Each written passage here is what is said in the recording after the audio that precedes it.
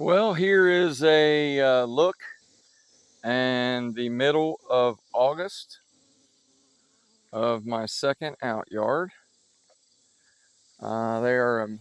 This was a yard that I used to bring small hives and splits out of Philville, which is my home yard, because last year I had hives that had 20 frames of bees next to mating nukes that had 1.5 frames of bees. And they absolutely hammered them. I put on, by the time I finally figured out how to stop it by putting on robin screens, I only had like 2 or 3 left. And so what I did this year is I went and I took them to a whole different yard, all my splits, and they're mostly within 3 frames of each other. So there's no big disparity in the size. You see single deeps. So all those will be 5+ frames of bees. You got the smallest in here is a couple frames of bees, but the biggest in here is probably, at this time of year now, it's probably about 9 or 10 frames of bees. But it didn't start like that. You know, they started all the same, and then, of course, um, the last splits, the last splits are small. You know, you just do the best you can. I'm getting ready to take some of these and move them around to fix other hives.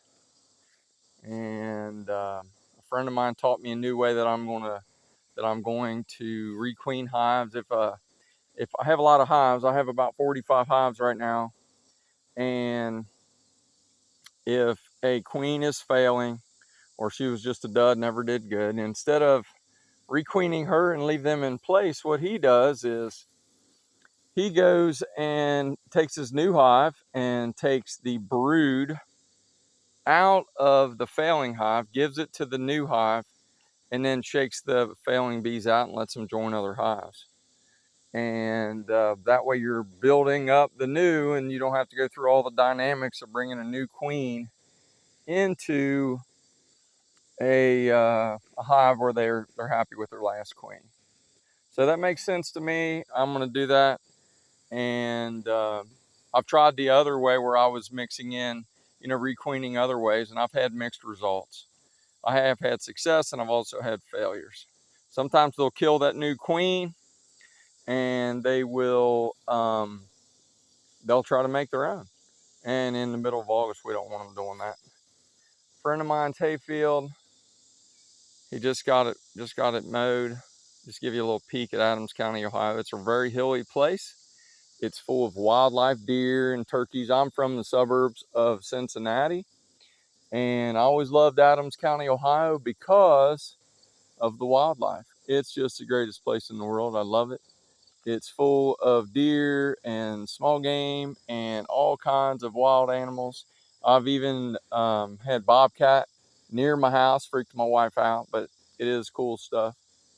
I'm from the suburbs of Cincinnati. I was raised 60 feet away from a railroad track in between 2 railroad crossings.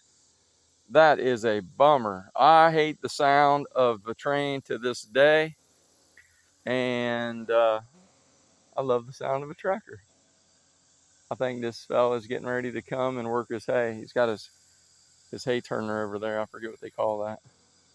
If you enjoy my videos, please subscribe. I'm new to YouTube. I need to get my first bunch of subscribers to get me some views. If you would like it and share it and subscribe, help a guy out. Hope your life is going well. Be blessed in the name of Jesus. Have a great day.